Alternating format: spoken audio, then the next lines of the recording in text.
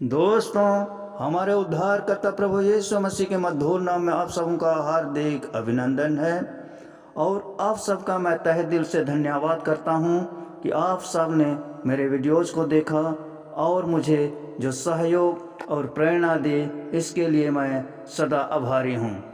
आशा करता हूं कि आगे भी आप लोग मेरे वीडियोज़ में बने रहेंगे और मुझे सहयोग और प्रेरणा देते रहेंगे।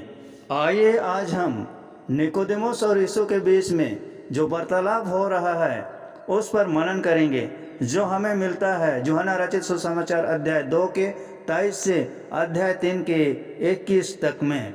यह उन दिनों की बात है जब यीशु ने अपनी सेवकाई शुरू की और उनके सेवकाई के कुछ ही दिन हुए थे। फसह का पर्व था और इस शुभ अवसर पर यीशु यरूशलेम को आया हुआ था और बहुत से यहूदी लोग उन पर विश्वास करने लगे थे, क्योंकि वह बहुत से चमत्कार दिखा रहे थे। यरूशलेम में निकोदेमुस नाम का एक फरीसी था। वह महासभा में यहूदियों का सरदार था। उसने भी यीशु की बहुत सी चर्चाएं सुनी थी।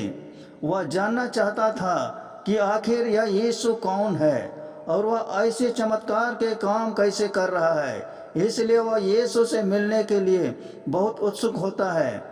इसलिए वह यीशु से मिलने के लिए रात के समय आता है।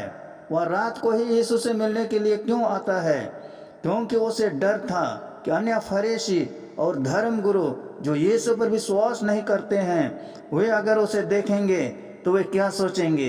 इसी डर से वह रात के समय यीशु से मिलने आता है। निकोदेमुस जब यीशु से रात को मिलता है तो उससे कहता है कि हम जानते हैं कि तू परमेश्वर की ओर से शिक्षक होकर आया है, क्योंकि जो चमत्कार और चिन्ह तू दिखाता है उसे कोई साधारण इंसान नहीं कर सकता जब तक कि परमेश्वर उसके साथ ना हो।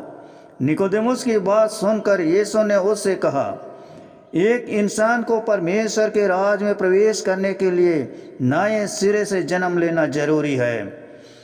यहाँ नए सिरे से जन्म लेने का क्या मतलब हो सकता है? जरा कल्पना कीजिए, जब निकोदेमुस ने ये बात सुनी तो वह क्या सोचता होगा?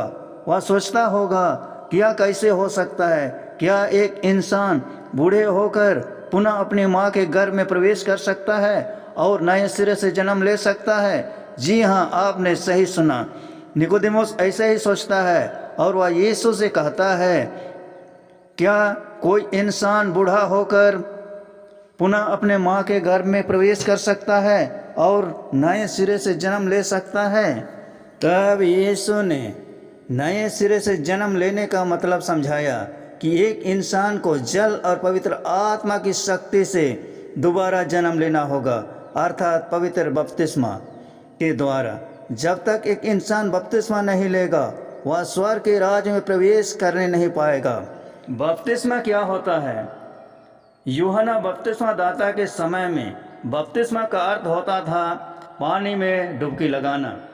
जब एक इंसान पानी में डुबकी लगाता है तो उसके शरीर के सारी गंदगियां, सारे मैल साफ हो जाता है। पर जब हम जल और पवित्र आत्मा के द्वारा प्रभु यीशु मसीह के नाम से बपतिस्मा लेते हैं तो हम अपने शरीर का अभिलाषाओं को, शरीर के कामों को, सांसारिक कामों को छोड़ने का प्रतिज्ञा करते हैं और प्रभु यीशु मसीह को अपना उद्धारकर्ता स्वीकार करते हैं। जब हम यीशु मसीह को अपना उद्धारकर्ता स्वीकार करते हैं तो हम अपने पुराने मनुष्यत्व को छोड़ चुके हैं और एक नई सृष्टि बन चुके हैं। और जब हम एक नई सृष्टि बन चुके हैं तो हमारा स्वभाव नया हो चुका है और हम यीशु मसीह को पूर्ण रूप से अपना उद्धारकर्ता अंगीकार कर चुके हैं। क्योंकि यीशु को उद्धारकर्ता स्वीकार करने के लिए यीशु को प्रभु जानकर अंगीकार करना होता है और मन में विश्वास करना होता है कि वह हमारे पापों के कारण, हमारे पापों से हमें छुटकारा देने के लिए क्रूस पर चढ़ाया गया, मार गया, गाड़ा गया, तीसरे दिन मृतकों में से जी उठा, स्वर्ग पर चढ़ गया और सर्वशक्तिमान पिता परमेश्वर के दाहिने ओर बैठा है। इस सुसमाचार पर विश्वास करना होगा। यीशु ने भी यूहन्ना बपतिस्मा दाता से बपतिस्मा लिया था। तब पवित्र आत्मा की शक्ति यीशु पर कबूतर की नहीं उतरा था। इस प्रकार यीशु का भी नए सिरे से जन्म हुआ। और उस वक्त आकाश से एक आकाशवाणी हुई कि यह मेरा प्रिय पुत्र है जिसे मैं अत्यंत प्रसन्न हूँ। ऐसा कहकर मानो परमेश्वर ने ऐलान कर दिया कि अब यीशु खास मायने में परमेश्वर का एक बेटा है और उसके लिए स्वर्ग के राज में प्रवेश करने का रास्ता खुल गया है। इसी प्रकार जब हम जल और पवित्र आत्मा के द्वारा प्रभु यीशु मसीह के नाम से बपतिस्मा लेते हैं तो हमारे उद्धारकर्ता प्रभु यीशु मसीह के द्वारा हमारे लिए स्वर्ग राज का प्रवेश मार्ग खुल जाता है। इसी रीति से पेंटिकोस के दिन चेलों और कुछ अन्य लोगों पर भी पवित्र आत्मा की शक्ति उंडेली गई थी और वे परमेश्वर के अभिषिक्त बेटे और बेटियां बन गए। इस तरह वे भी दोबारा पैदा हुए। यीशु निकोदेमुस को स्वर्ग राज के बारे में बता रहा है। उसे समझना निकोदेमुस के लिए बहुत मुश्किल है, इसलिए यीशु उसे बीते समय की एक घटना का मिसाल बताते हैं। जैसे मूसा ने जंगल में तांबे के सांप को ऊंचे पर चढ़ाया, उसी तरह जरूरी है कि मनुष्य के पुत्र को भी ऊंचे पर चढ़ाया जाएगा और जो कोई उस पर विश्वास करेगा वह नाश नहीं होगा परंतु अनंत जीवन पाएगा। इस तरह वह समझाता है कि यीशु पर विश्वास करना क्यों जरूरी है। जिन इस्राएलियों को जहरीले सांपों ने डस लिया था वे अपनी जान बचाने के लिए ऊंचे पर चढ़ाए गए तांबे के सांप को देख रहे थे और जिन जिन इस्राएलियों ने उसे देखा वे बचाए गए और जिन इस्राएलियों ने उसे नहीं देखा वे नाश हुए। यह घटना हम गिनती की पुस्तक अध्याय 21 के 9 में पाते हैं। इसी तरह इंसान अगर पाप और मौत से छुटकारा पाना चाहता है और अनंत जीवन में प्रवेश करना चाहता है तो उन्हें परमेश्वर के बेटे जिन्हें कलवरी के क्रूस पर ऊंचे में चढ़ाया गया है विश्वास करना होगा। इसके बाद यीशु निकोदेमुस को समझाता है कि परमेश्वर ने इंसानों से इतना प्यार किया कि उसने अपने एक लौते पुत्र को इस जगत में भेजा ताकि जो कोई उस पर विश्वास करे वह नाश ना हो परंतु अनंत जीवन पाए।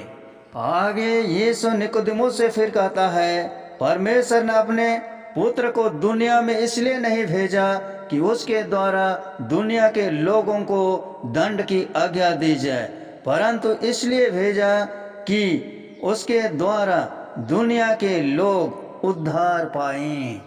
निकोदेमुस दिन की रोशनी में नहीं बल्कि रात के अंधेरे में यीशु से मिलने आया था क्योंकि उसे अन्य फरीसियों और धर्मगुरुओं से डर था जो यीशु को नहीं मानते थे। पर अब गौर कीजिए कि यीशु अपनी बात खत्म करते समय कैसे रोशनी का जिक्र करते हैं। न्याय इस आधार पर किया जाता है कि रोशनी यानी यीशु अपने जीने के तौर तरीकों और अपने शिक्षाओं से जो रोशनी चमका रहा है दुनिया में आई, मगर लोगों ने रोशनी के बजाय अंधकार से प्यार किया क्योंकि उनके काम बुरे थे और जो बुरे कामों में लगा रहता है वह रोशनी से नफरत करता है और रोशनी में नहीं आता है क्योंकि अगर वह रोशनी में आता है तो उसके कामों का पर्दाफाश हो जाता है। यीशु ने निकोदेमुस को समझाया कि परमेश्वर का मकसद पूरा करने के लिए यीशु क्या करने वाला है और उस पर विश्वास करना क्यों जरूरी है। मगर अब फैसला निकोदेमुस के हाथ में है कि वह इन बातों पर गहराई से सोचेगा या नहीं, वह रोशनी में आएगा या नहीं। क्या आप भी वह अंधकार से प्यार करेगा, क्या वह यीशु पर विश्वास करेगा या नहीं। यह संदेश केवल निकोदेमुस के लिए नहीं है, निकोदेमुस के द्वारा यीशु हम सबों को भी यह संदेश दे रहा है कि निर्णय आज हमें लेना है कि हम अंधकार में चलेंगे या रोशनी में। अगर हम रोशनी में चलते हैं तो हम ठोकर नहीं खाते हैं क्योंकि रोशनी हमें आगे के बाधाओं से, आगे के मुसीबतों से, आगे के संकटों से अवगत कराता है।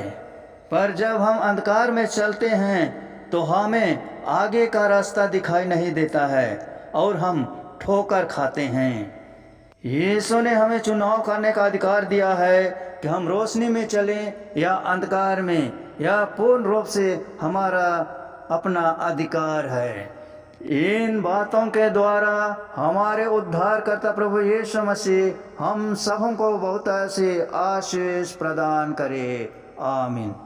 दोस्तों, यह शुभ संदेश आप सबों को कैसा लगा कमेंट करके बताएं। अच्छा लगा तो वीडियो को लाइक करें, शेयर करें और चैनल को सब्सक्राइब जरूर कर दें। धन्यवाद।